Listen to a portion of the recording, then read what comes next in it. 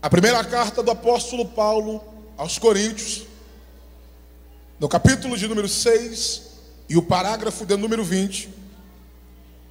Todos nós somos sabedores que Paulo estava enfrentando um grande problema de divisão mediante a igreja que havia sido constituída. E no texto do capítulo de número 6, Paulo vai tratar alguns problemas específicos, como por exemplo, a injustiça que estava sendo cometida entre os irmãos da igreja. Os irmãos estavam julgando uns aos outros, e Paulo vai ser cirúrgico na sua declaração a respeito do assunto que estava em pauta, mediante as injustiças que estavam sendo cometidas. Outro assunto interessantíssimo que Paulo vai tratar neste texto é a respeito do pecado de imoralidade, sensualidade e entre outros assuntos imorais que também estavam sendo problemas na igreja. É por isso que Paulo faz uma declaração importantíssima. E até os dias de hoje nós usamos esta declaração de Paulo, aonde ele diz que tudo nos é lícito, pois isto era um ditado utilizado pelos coríntios.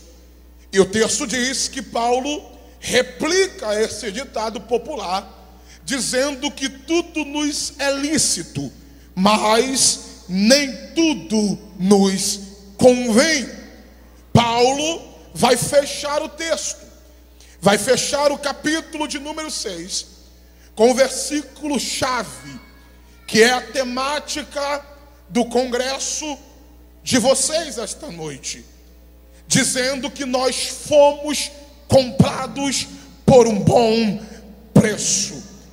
E pelo fato de sermos comprados por este bom preço, e preço de sangue, nós devemos glorificar a Deus no vosso corpo, como também no vosso espírito.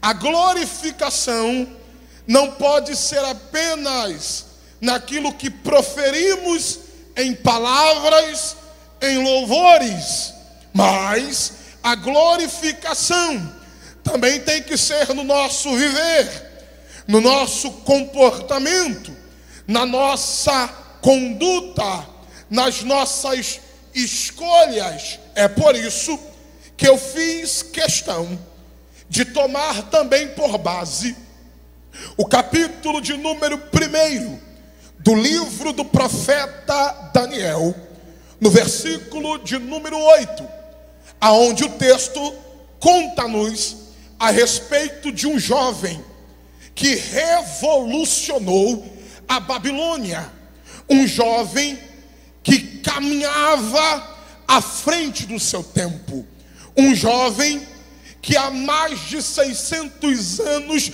antes de Cristo já entendia que ele havia sido comprado e glorificava a Deus através do seu corpo, através do seu espírito, pois havia um espírito de excelência neste moço, neste jovem que vai parar na Babilônia com aproximadamente 16 anos de idade. Daniel é um dos mais renomados, é um dos mais conhecidos profetas, e ele está na galeria dos grandes profetas da Bíblia Sagrada. Daniel foi levado para a Babilônia na primeira deportação por conta de Nabucodonosor, no 3º ano ao 4º ano do reinado de Jeoaquim, quando Nabucodonosor veio e levou para si os líderes políticos, os líderes religiosos, os príncipes e os que pertenciam à nobreza da nação de Judá. Isto é interessante, porque Daniel vai acompanhado de alguns jovens judeus, que também são destacados no texto, que tem por nome Ananias, Misael e Azarias.